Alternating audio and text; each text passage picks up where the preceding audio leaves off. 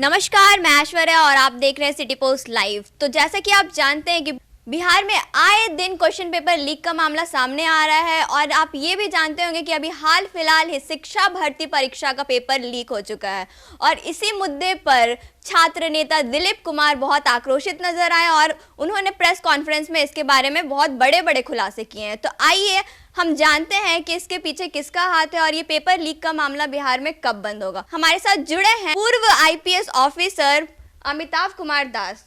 तो चलिए उनसे जानते हैं कि इसके पीछे कौन जिम्मेदार है। तो सर बताइए, इसके पीछे कौन जिम्मेदार है?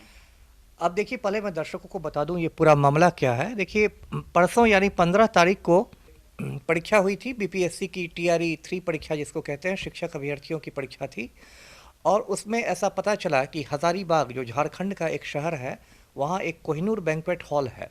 वहाँ मतलब पुलिस को खबर मिली कि लगभग 300 लड़के लड़कियां हैं और उनको बिल्कुल प्रोजेक्टर पर सवालों के हल बताए जा रहे हैं, प्रश्नों के उत्तर बताए जा रहे हैं। तो उस पर फिर रेड हुआ और रेड से पता चला कि बिल्कुल प्रश्न पत्र हूबहू वही हैं जो 15 तारीख को पूछे गए थे। तो साफ था कि ये पेपर लीक कर गया।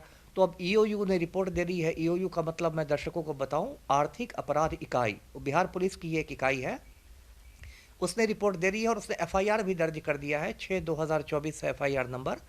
और उसके आधार पर अब पूरी संभावना है कि 1 घंटे में या 2 घंटे में बीपीएससी इस परीक्षा को रद्द कर देगा। तो ये तो पूरा मामला है।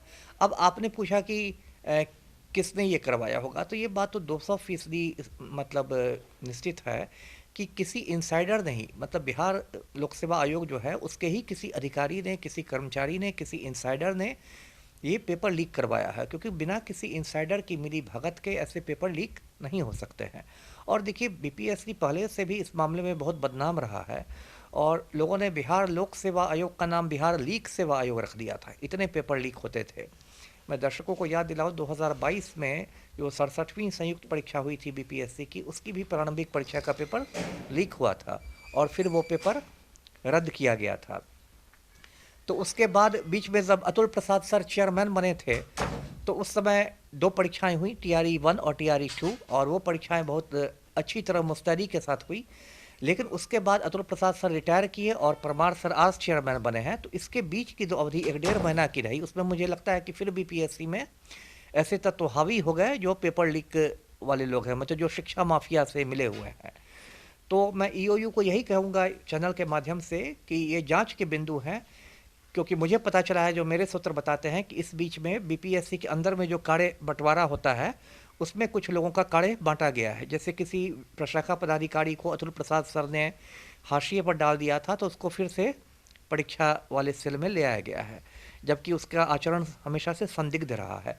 तो इन सब बिंदुओं पर ईओयू को जांच करनी चाहिए और ईओयू को बीपीएससी में बिल्कुल औपचारिक रूप से छापेमारी करनी चाहिए, क्योंकि यदि देर करेंगे तो बहुत सारे सबूत जो हैं वो नष्ट किए जा सकते हैं। तो ये बहुत महत्वपूर्ण है जी। तो सर, जैसा कि छात्र नेता दिलीप कुमार ने बताया था कि किसी रंजीत नामक व्यक्ति का इसमें हाथ है, तो इस पे आप क्या कहना चाहेंगे? देखिए, इस स्टेज पर मैं किसी का नाम नहीं लेना चाहूँगा क्योंकि मेरे पास पुख्ता सबूत नहीं है। अगर दिलीप ने ऐसा कहा है तो दिलीप बहादुर लड़का है, ठीक है, हो सकता है उसके पास कुछ सबूत हो, लेकिन मैं किसी का नाम अभी नहीं ले रहा हूँ इस स्टेज पर। जब मेरे पास सबूत आएंगे तो मैं नाम भी लूँगा और हो सकता है दिलीप के कुछ सूत्रों ने बताया हो और दिलीप इस पर काफ़ी लड़ता है, इन मुद्दों पर अच्छा काम कर रहा है। तो ठीक है, ईओयू को निष्पक्ष होकर काम करना चाहिए, निष्पक्ष होकर निर्भीक होकर काम करना चाहिए, क्योंकि जो भी ये शिक्षा माफिया के लोग रहते हैं इनको बहुत मतलब राजनीतिक संरक्षण रहता है, बहुत पावरफुल लोगों की इनको सरपरस्ती मिली रहती है। तो इसलिए राजनीतिक दबाव तो पड़ेगा ही ईओयू पर, मतलब लीपापोती करने के लिए, लोगों को छोड़ने के लिए। लेकिन मुझे उम्मीद है कि ईओयू से कि इतने सारे लड़के लड़कियों के भविष्य का सवाल है तो इसमें बड़े बड़े घड़ियालों को पकड़ेंगे। क्योंकि अभी देखिए क्या हो गया है, कल इस देश में आचार संहिता लागू हो गई, लोकसभा चुनावों का ऐलान हो गया। तो अब तो जो पूरा बिहार का जो तंत्र है वो सब चुनावी मोड में आ गया। अब तो परीक्षा पीछे छूट गई। अब ये परीक्षा अगली बार कब होगी, जुलाई में होगी, अगस्त में होगी, कोई नहीं जानता है।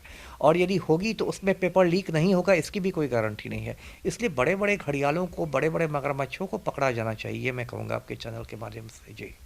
तो सर, आप ये बताइए कि इसमें नीतीश कुमार को क्या कदम उठाने चाहिए?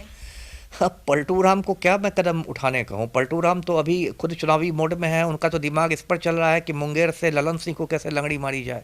उनको तो शिक्षक अभ्यर्थियों के भविष्य से कोई मतलब ही नहीं है। पलटू राम का एक सूत्री कार्यक्रम है कि पलटी मार मार के फेविकॉल का जोड़ हो जाना चाहिए, जो उनका सीएम की कुर्सी से हो गया है।